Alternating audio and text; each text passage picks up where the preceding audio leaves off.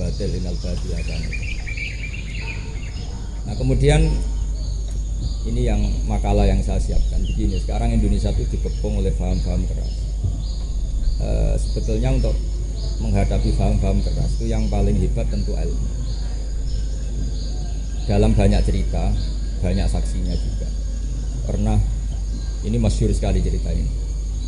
Saya Syarawi itu ketemu orang ekstrim yang mau mengebom orang-orang Islam yang sedang main di bar. Dugem lah kira-kira. Karena di dunia Allah kok maksiat kok ini baiknya mati aja daripada hidup, daripada ngeleng-ngeleng bumi. Jadi tanya sama saya, kalau betul mereka jadi mati, aina masiruhum. Lalu mereka mati terus kemana? Dijawab oleh ekstremis tadi, ya ilanar karena mereka matu fi hinil maksiat, mati ketika maksiat. Terus jawabnya si Syarawi, lalu kalau mereka akan neraka itu keinginan Rasulullah apa keinginan kamu? Apakah pernah Rasulullah itu berkeinginan umatnya mati masuk neraka? Ya enggak. Ya sudah, kalau itu tidak keinginan Rasulullah jangan lakukan. Itu kan satu ilmiah yang luar biasa. Rasulullah tidak pernah ingin umatnya mati dalam keadaan siap masuk. Makanya tidak usah mati pas itu ya. Bener MC tadi, kalau mati milih tanggal dan milih tempat. Ya itu diantara pujian-pujian yang masyhur tuh, yang dulu sahabat ada yang muji Rasulullah itu, kulik tamu barroon min kulli aibin, fakaan nama kulikta kama rasa. Jadi itu sebenarnya makalahnya sahabat, tapi yang untung Mustafa Atif karena dapat uang banyak dari nyanyi. Jadi itu sebenarnya makalah normal dari pujian seorang sahabat, tapi yang untung Mustafa. Mungkin yang untung juga pengundangnya karena ternyata abadi ya. Tapi itu makalah itu.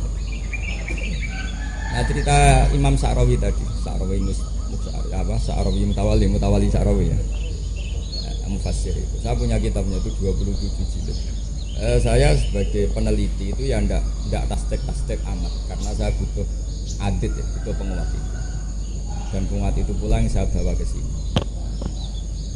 Ya ini saya baca terjemahnya dulu, nanti saya baca Arabnya supaya dapat barokahnya Rasulullah SAW sebagai Jami'ul Kalim. Nabi pernah didatangi seorang bedui. Bedui itu Arabi, orang kampung. Minta sama Nabi, karena Nabi itu udah orang kaya, tentu kira-kira saya bayangkan ya dikasih 50.000 atau 10.000. Si Arabi ini tidak terima, dan tidak terima ngomong di depan umum. Ketika Rasulullah tanya, apa saya sudah baik sama kamu? Kata si Arabi tadi tidak, karena kamu kikir hanya ngasih saya segini. Sahabat hampir marah saja karena Nabi tersinggung. Tapi Nabi lalu mengajak orang itu ke dalam rumah. Kira-kira kalau Indonesia mungkin ditambah 200.000 atau 300. Kemudian, apa ini cukup? Ya cukup. Kamu sudah puas? Ya puas. Jazakallahu min ahlin wa asyiratin. Dipuji-puji. Kemudian kata Rasulullah, ayo kita keluar. Keluar nemuin khalayak begini. Kayak rame. Kamu tadi mengkritik saya, menghujat saya di depan umum. Maka kamu sekarang harus memuji saya di depan umum supaya clear. Akhirnya mau dia. Oke, kita mau. Akhirnya muji-muji Pak Muhammad orang baik, dermawan gini. Setelah itu dia pulang. Hebatnya Rasulullah ketika pulang kata Nabi begini, sabda Nabi begini. Kalau saja dia pas benci saya itu kok mati. Saya ulang lagi. Kalau saja dia pas komentari saya buruk tadi kok mati, maka dia mati sebagai min ahlin nar karena berstatus pencaci maki Nabi. Akhirnya dia muji Nabi itu lewat disuap, lewat dikasih uang lagi. Lu itu sudah sah. Jadi saking baiknya Allah, Islam suapan itu juga sah. Itu kan muji Nabi itu karena di suap. Makanya ini penting. Sehingga dalam khazanah Islam itu memang agak aneh-aneh. Jadi di antara ceritanya dalam hukum-hukum Islam itu ada orang fasiknya minta ampun, tapi minta karena iman sama hadis bahwa nanti kalau ada orang mati disaksikan orang dua, apalagi kalau 4 min ahli jannah, maka dia min ahli jannah. Dia fasiknya minta ampun, nyewa orang. Nanti kalau saya mati bilang saya orang baik. Betul. Setelah dia mati bayar. Ini baik. Satu kampung nggak ada yang percaya ini saksi bohong. Tapi sama Allah diampuni karena kesaksian suapan. Lalu berarti jenengan ngalalo suap ya ndak, saya ada ngalalo suap, ngalalo sedekah. Karena sekarang kalau ada caleg bayar katanya sedekah. Ya sedekah terpaksa. Ini penting saya utarakan karena apa? Allah itu menilai itu tidak sama dengan pikiran kita. Makanya kubu sebelah itu terlalu ekstrem, memaksa Allah berpikiran kayak dia. Satu karena kurang ngaji. Nomor dua ya tadi emosinya lebih tinggi ketimbang intelektualnya. Ini penting saya utarakan. Ternyata orang yang nyuap tadi apa nilainya plus, yaitu dia iman sama dawe Rasulullah Shallallahu Alaihi Wasallam. Kalau yang namanya saksi itu penting, cuma dia mendapat cara itu lewat suap. Tapi kan iman kalau dawe Nabi itu benar, kalau ada saksinya pasti min ahlil jannah. Terus dia nyari saksi harus dibayar ya dibayar. Sekarang sama iya 1 juta. Sekarang saya tanya di KPPS atau di mana-mana saksi pemilu itu dibayar enggak? Dibayar sah apa enggak? Sah. Jadi kadang kebenaran itu harus dibayar. Ini penting saya utarakan karena ada orang perempuan cantik dirayu, digaji supaya main di klub, dibayar jadi orang maksiat. Lalu mungkin ada ustadz gaji dia, bayar dia supaya mondok. Gak tahu terusannya apa, terus dibayar apa enggak tahu saya. Pertanyaannya ketika kamu bayar kemudian jadi santri, itu kamu dosa nyuap apa dosa sodako membiayai proses kebenaran? Sodako. Tapi kalau yang bayar untuk jadi pegawai klub maka membiayai kemaksiatan. Maka pembiayaan ini penting secara fikih. Arahnya kemana? Ke hak apa ke batil? Jika di Fathul Mu'in diterangkan, misalnya ada orang layak jadi pemimpin, dan kemudian rivalnya itu orang yang menyesatkan atau calon perusak bangsa, ya, maka calon pemimpin yang soleh itu wajib berkompetisi meskipun bibadlil mal. Karena kalau yang mimpin orang fasik, kampung ini rusak. Kalau yang mimpin orang soleh, kalau nggak bayar juga nggak jadi. Maka wajib bayar. Lah yang soleh bayar ini berstatus sedekah, tapi yang batil ini berstatus suap. Kenapa demikian? Karena yang namanya riswah atau ada yang baca ruswah adalah pembayaran untuk mengehakkan barang batil dan membatilkan barang hak. Sementara pembiayaan orang soleh adalah untuk memperkuat hak. Nah orang tuh nggak tahu, yang ngajinya tidak hatam-hatam tuh taunya pokoknya ar-rosi wal murtasi benar. Tapi nggak pernah mikir lalu definisi riswah atau ruswah itu apa? Ini bukan provokasi supaya semua calon bupati gubernur nyuap enggak, hanya nyuruh mereka sedekah saja. Jadi kalau nggak jadi, tapi sedekah betul ya, kalau nggak jadi ya tetap ikhlas ngomong dari awal memang sedekah. Nah, soal gremeng ya bawaan manusia gitu ya. Ya nggak apa-apa namanya tetap gremeng. Ini penting saya utarakan, makanya menurut saya itu bangga dengan Pak Hamid karena sepupu mbah saya itu karena alimnya. Meskipun banyak orang mensifati beliau wali dan memang wali betul, tapi saya tetap menstatuskan beliau orang alim yang dari kelaziman alim itu beliau wali. Jangan dibalik, wali dulu baru alim. Karena dalam beliau orang Lasem dan kaidah di Lasem itu fakullu alimin waliyullah walaysa kullu walilah aliman. Jadi kalau kaidah di daerah Jawa Tengah itu semua orang alim pasti wali, tapi kalau wali tidak mesti alim. Sehingga kalau menstatuskan alim itu keren, kalau di Jawa Tengah status alim itu keren.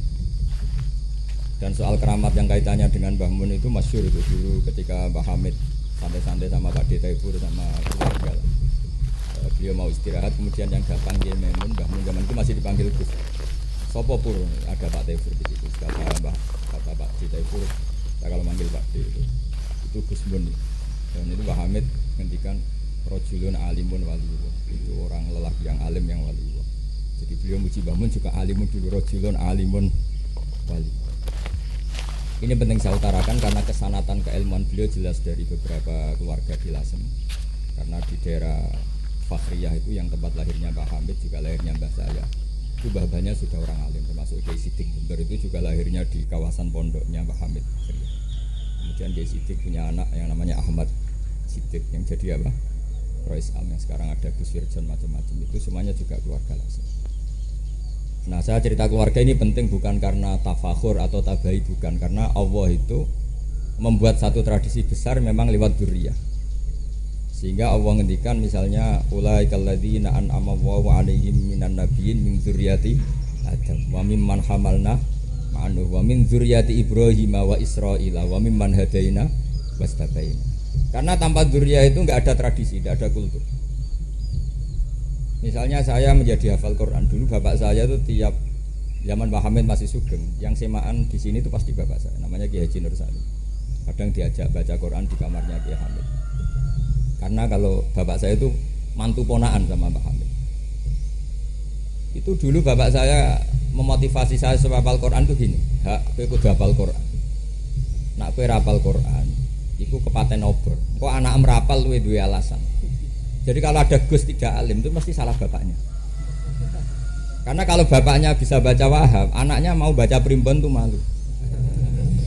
Tapi kalau bapaknya sudah bacanya WA, anaknya jadi primbon. Era cucu sudah dukun. Era cucu sudah kayak Dimas Kanjeng, itu pasti. Karena nggak ada rasa malunya. Tapi kalau bapaknya alim, baca Wahab misalnya, juga ponaan, anaknya juga itu figurnya. Terus cucunya juga gitu figurnya. Makanya disebut dzurriyatam ba'duha. Ini penting. Dulu Mbah Mun itu sering ijazahi saya itu persis ijazahnya bapak, ijazahnya Pak Hamid. Kalau punya amplop itu ya dibeda-bedakan, ini amplop dari tamu, ini dari pejabat, ini dari orang fakir. Sehingga penggunaannya juga sesuai, tidak serampangan. Karena dianggap amanat. Kalau kita salah tasarruf maka menjadi hisab. Kalau sekarang enggak salah dikumpulkan. Orang desa salam template wadol titik kuru wedhus kuru.